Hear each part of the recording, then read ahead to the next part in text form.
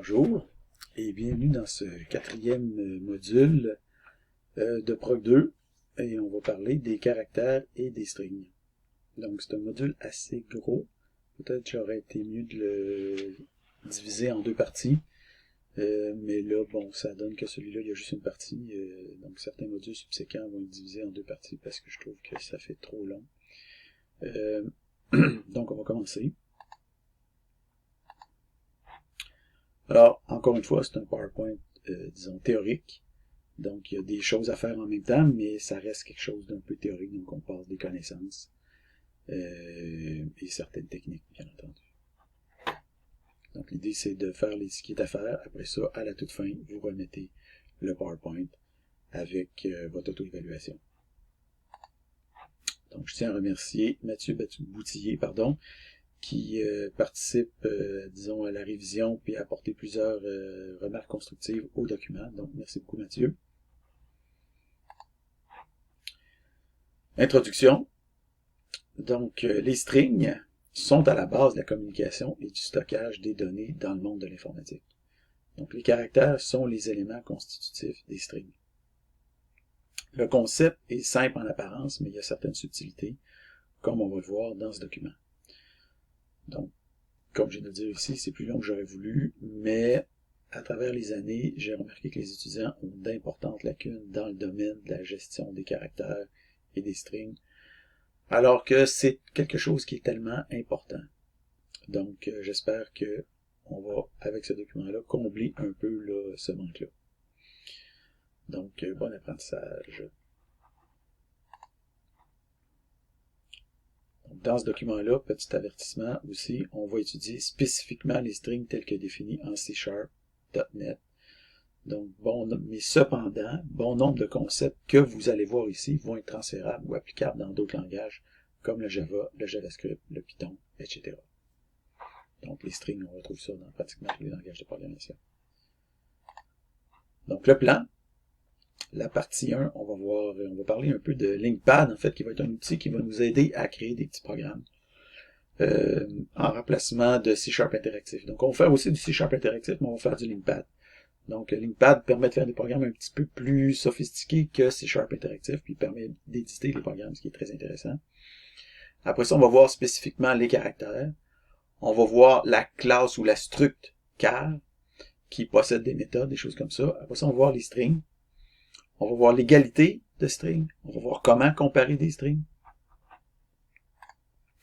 On va voir l'indexation et le slicing des strings, la construction et la déconstruction de strings, les modifications de strings, la classe string, mais utilisée comme un i énumérable. Et finalement, on va conclure et remettre le document.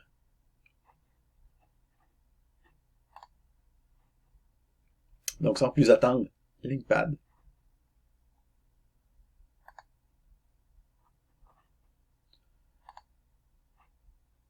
Donc, c'est intéressant de pouvoir essayer rapidement du code pour voir comment ça marche. Malheureusement, C# étant un langage compilé, monter une solution Visual Studio avec un projet simplement pour tester une unique ligne de code, c'est quelque chose de grotesque. En fait, c'est une perte de temps inouïe. Par chance, il existe des environnements qui permettent de tester rapidement du code C#. Donc, on a déjà vu C# interactif, qui est une ligne de commande qui permet de tester ou d'essayer rapidement du code C#, comme celle que vous auriez, si vous voulez, en démarrant un interpréteur dans un langage de script comme JavaScript, Python ou PHP. L'avantage, c'est que c'est disponible dans Visual Studio, c'est décomplexé, puis c'est très rapide. Malheureusement, il y a aussi des inconvénients. Donc, les inconvénients de C# interactif, c'est qu'il faut tout réécrire lorsque vous voulez modifier un simple caractère. Il faut entrer les lignes une par une. L'implémentation est parfois buggée. Il faut réinitialiser la ligne de commande. Après plusieurs centaines d'instructions et de définitions, ça commence à s'alourdir. Peut-être que vous n'êtes jamais rendu là, mais moi, ça m'est arrivé. Ensuite de ça, peut-être la limite la plus importante en ce qui nous concerne, c'est qu'on est bloqué avec le .NET Framework 4.8, ce qui ne permet pas de tester les nouvelles fonctionnalités du langage disponibles depuis .NET Core 3 et .NET 5. Donc, qu'est-ce qu'on veut dire par là? Donc, c'est qu'avec le C#, il existe plusieurs frameworks et versions du langage. Donc, ça peut être un peu mélangeant de se reconnaître là-dedans. Donc, comme vous voyez ici, vous avez un petit tableau ici. Donc, vous avez le lien ici. Donc, il y a une version du langage qui est associée à chaque, disons, framework et version du framework. Okay, donc là, il y a des versions de framework, il y a des versions de langage, puis il faut faire le lien entre tout ça. C'est un petit peu mélangeant, ok. Mais, quand on le regarde comme il faut, c'est quand même pas si pire. Donc, il faut voir qu'il y a le .NET Framework. Ça, c'est l'ancienne mouture du C# qui est tranquillement appelée à disparaître. Il y a le .NET Standard, qui est des espèces de fichiers qui sont utilisables à la fois par le .NET Framework, le .NET Core, et le .NET qui est la suite de .NET Core. Okay? Donc, et vous avez .NET Core et .NET qui est la nouvelle mouture du langage C# qui est apparue il y a à peu près 5 ans ou quelque chose comme ça. Donc, comme on peut le voir ici, avec le .NET Framework, on est bloqué à la version 7 de C#. On ne peut pas utiliser ce qui est les nouvelles features du langage qui sont apparues dans la version 8 et la version 9. Mais avec un outil qui s'appelle Linkpad, on peut utiliser les dernières features du langage C#. Donc, il s'agit d'un autre environnement pour tester, essayer du code C#. Il est beaucoup plus puissant et professionnel que C# interactif. Il supporte la dernière version du framework C#, donc le .NET 5. On peut rééditer, modifier ou même sauvegarder notre code. Puis pour cette raison, on va l'utiliser dans ce document et en plus de C# interactif. Donc on va utiliser C# interactif, on va continuer, mais on va aussi utiliser Linkpad. Donc, avant d'installer Linkpad, ça serait important que vous mettiez à jour Visual Studio si jamais c'est pas le cas. Okay. Donc, pour utiliser la dernière version. Donc, et ce faisant, vous allez nécessairement aussi installer la dernière version du framework.NET, le .NET 5. Parce que peut-être que .NET 5 n'est pas installé sur votre machine. Donc, si vous pouvez faire aide, rechercher les mises à jour. Ici, aide, rechercher les mises à jour. Et vous allez voir ici s'il y a des mises à jour disponibles pour votre ordinateur. Donc, si votre mise à jour est moindre que 16.8.3, mettez à jour. Après ça, rendez-vous sur la page de téléchargement. Vous avez ici, télécharger puis installer la dernière version, la version 6, qui supporte le .NET 5. Donc, acceptez ou choisissez d'utiliser .NET 5 par défaut lorsque l'installateur vous posera la question. Il me l'a demandé, en tout cas. Donc, je vais juste vous dire moi ce qu'il m'a demandé, puis vous allez juste à le faire. Donc, vous faites download Linkpad 6, et ça le dit ici, c'est pour .NET Core 3 et .NET 5 dans Windows. Donc, vous allez ensuite faire un premier pad test. Donc, vous allez indiquer votre nom ici, puis vous allez faire un fredguérin.dumpfg. Donc là, on exagère, mais vous remplacez votre nom, vos initiales, et vous allez avoir une sortie ici. Okay. Après avoir cliqué sur le bouton d'exécution. Donc, vous exécutez, et la sortie va apparaître ici. Donc, l'instruction dump, okay, c'est une méthode spéciale de Linkpad. Vous ne pouvez pas utiliser ça en C# normalement. On peut l'utiliser dans Linkpad pour afficher quelque chose dans la fenêtre de résultats. Okay, donc, le dump sert à afficher quelque chose dans la fenêtre de résultats. Donc, le label ici, FG, permet d'afficher le label, si vous voulez, qui correspond à la donnée qu'on a dompée dans la fenêtre résultat. Donc, vous pouvez faire une saisie comme la diapo précédente, incluant le programme et la sortie. Donc, en passant, conservez le fond blanc qui vient avec Linkpad. Ou vous pouvez le mettre en noir si vous voulez, si vous préférez, mais n'utilisez pas le jaune. Donc, le jaune, il est réservé pour moi, ce que je vous présente comme code de Linkpad.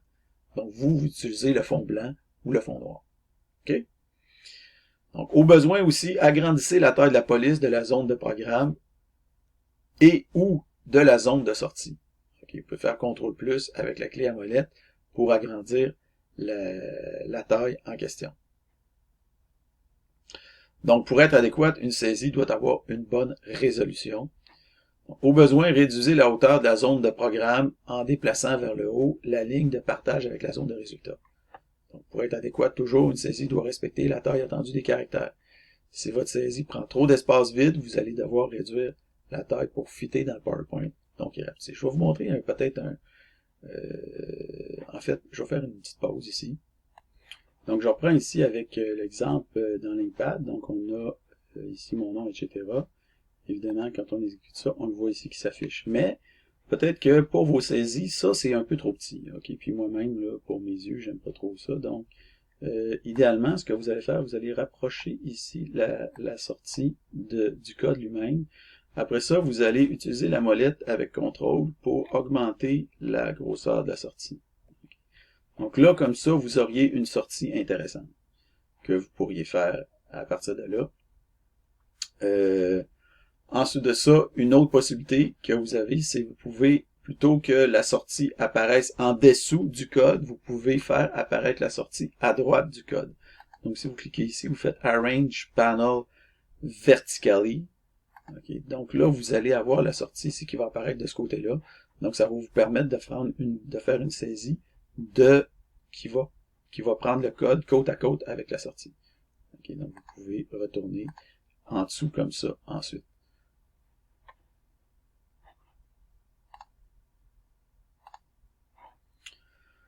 Donc ici, on voit le genre de saisie qui serait inadéquate, là, comme en fait ce que je vous ai montré un peu avant. Donc c'est ça, s'il y a trop d'espace ici, c'est inadéquat. Et si la sortie ici, si tout ça, vous mettez quelque chose de trop petit, c'est aussi inadéquat.